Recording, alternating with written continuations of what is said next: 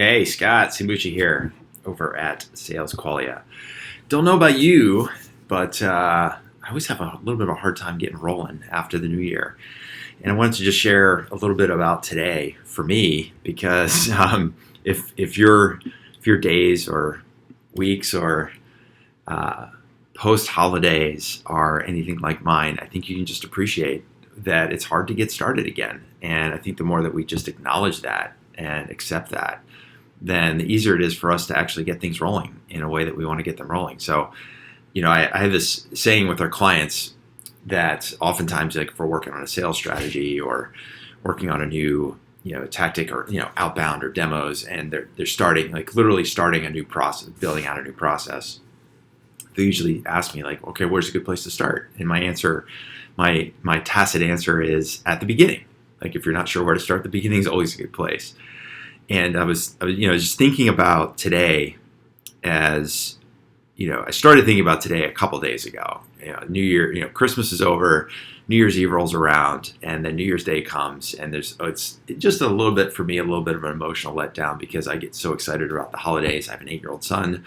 Holidays is just like prime time child fantasy land. And once New Year's Day rolls around, then I think a lot of us, including myself, we started naturally thinking about what's coming ahead that first day back in the office. And yesterday, I took my son over to an archery range with one of his friends, outdoor range, and was talking to his friend's mom, and we were both, she uses the word nervous, I use the word anxiety about starting things over. And I think it's completely normal for us.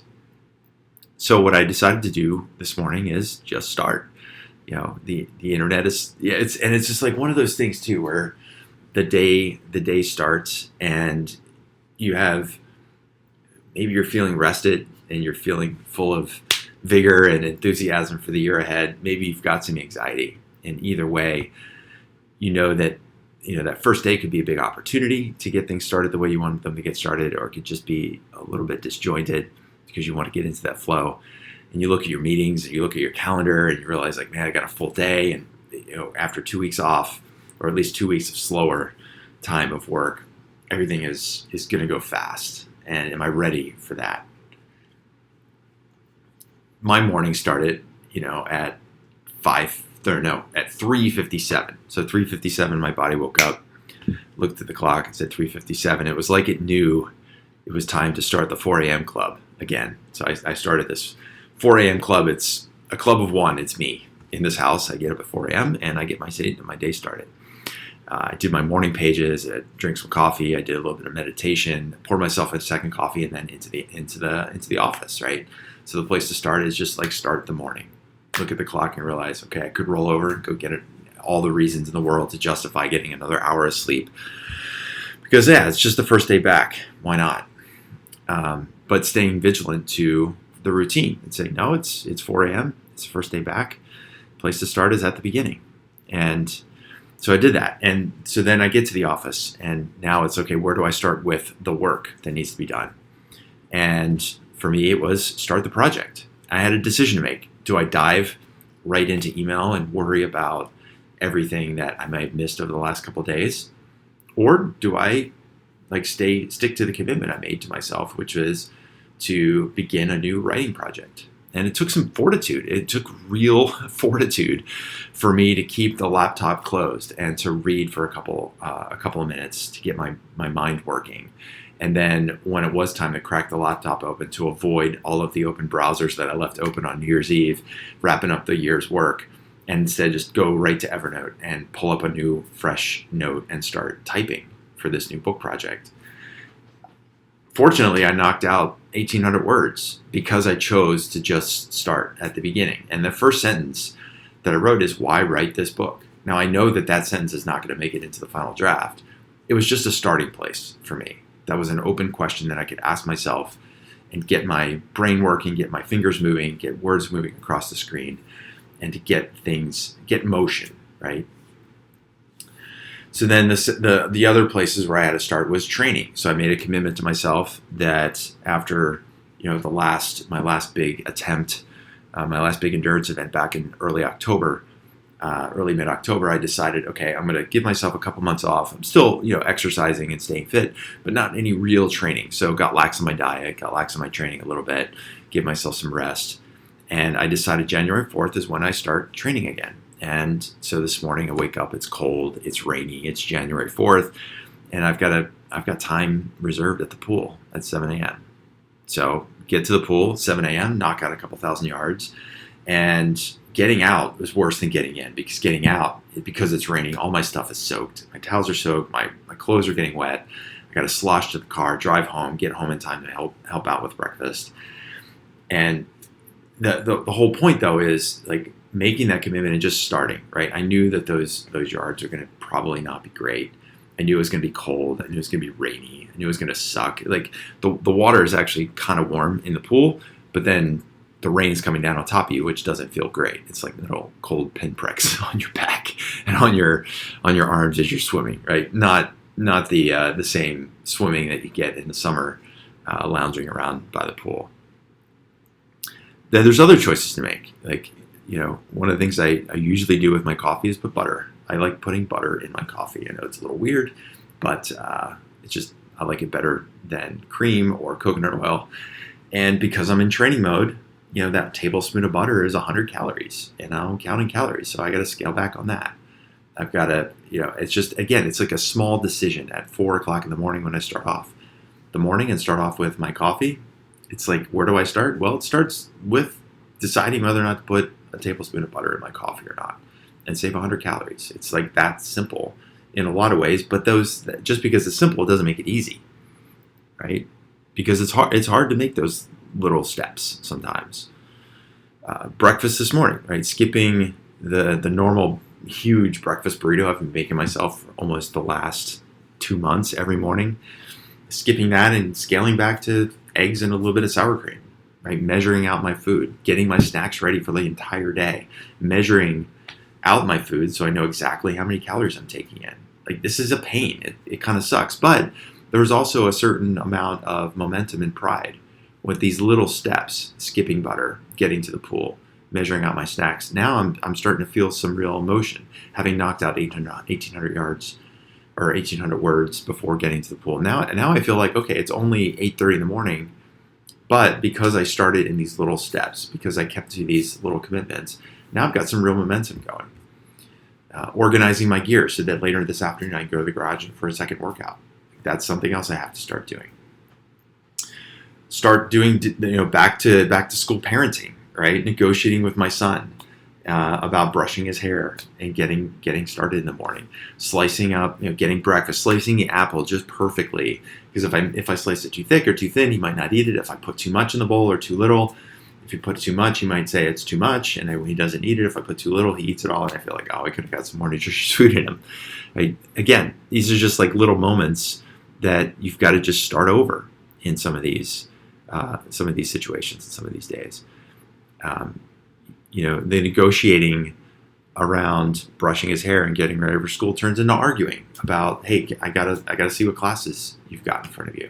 These are all the things that are all hitting us every single day, but it feels so much harder today because it's that first day back after a longer break.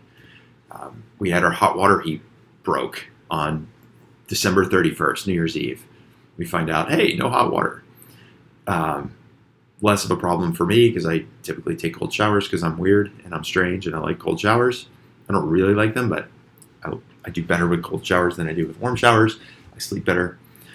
And I feel like it wakes me up better, but the rest of the house, feel like warm showers. So now we've got somebody coming over today. I'm staying in the garage at 9 o'clock in the morning, negotiating over a cash discount with the guy who's going to be installing the hot water heater later on today.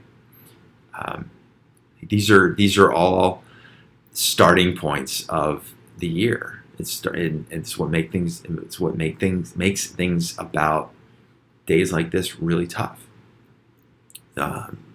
Starting back on the husbanding, if that's a word. My wife and I, she said, okay, should we talk about the day? What's going on today? What do you have on your schedule? What do I have on my schedule? She's got a big presentation at 1 o'clock. We've got the hot water heater guy coming over. We got school that we've got to oversee. I've got the stuff I got to do with my business. And maybe the tree guy is going to come if the rain lets up because we have some broken branches in our cottonwood tree. Like, it's just like, boom, everything hitting us all at once on January 4th, right? But you just take these things one day at a time. And, it can be overwhelming, and it started to feel pretty overwhelming this morning. But here I am, it's 11 o'clock. I've been awake now for 7 hours, and all that stuff is now past, right? We know what time the hot water guy's coming. I don't think the tree guy's coming. We got the schedule sorted out for today. We got my son up and running on schoolwork. I got the 1,800 words done. I got my first workout done. I've got my food plan for the rest of the day. Like, everything else is now set, and it's all because of these smaller actions that I chose to make. And I think we can do, you can do the same. You choose to take action and choose to take these small steps. And if you're still feeling overwhelmed, or you're still feeling unsure, or feeling anxious, or feeling nervous, then just pick one task right now. Make it an easy one, even if that task is to make a list for yourself on a Post-it note or on a sheet of paper. That can be your first task.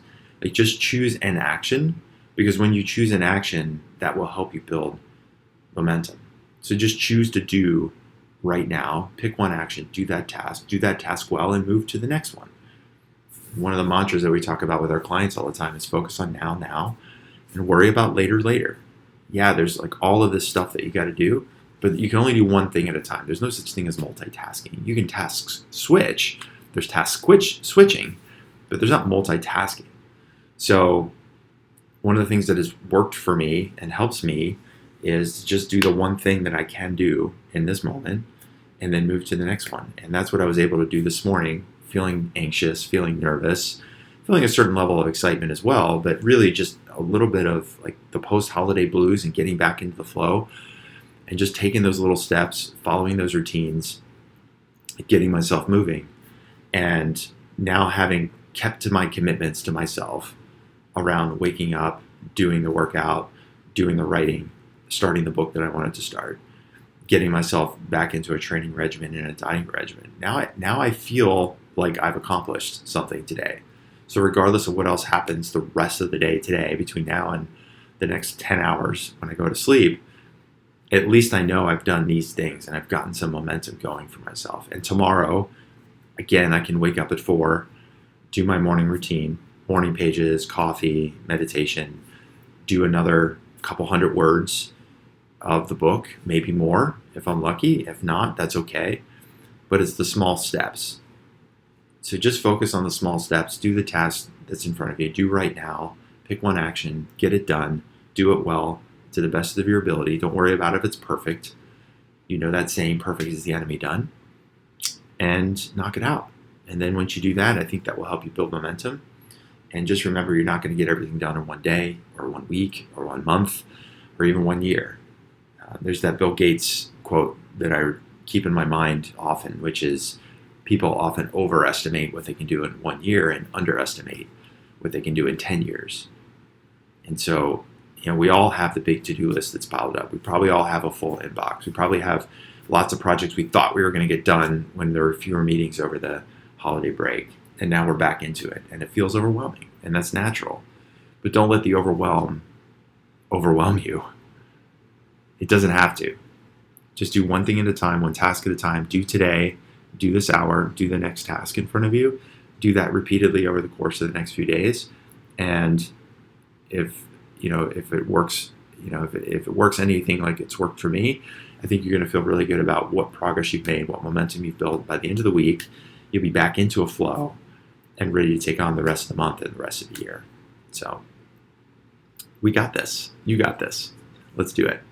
All right, that's it for now. I just wanted to hop on, share that with you. Hope it helps you to get things rolling. It's helped me, and just know that you're not alone with all the stuff that's going on. Every one of us is dealing with it, and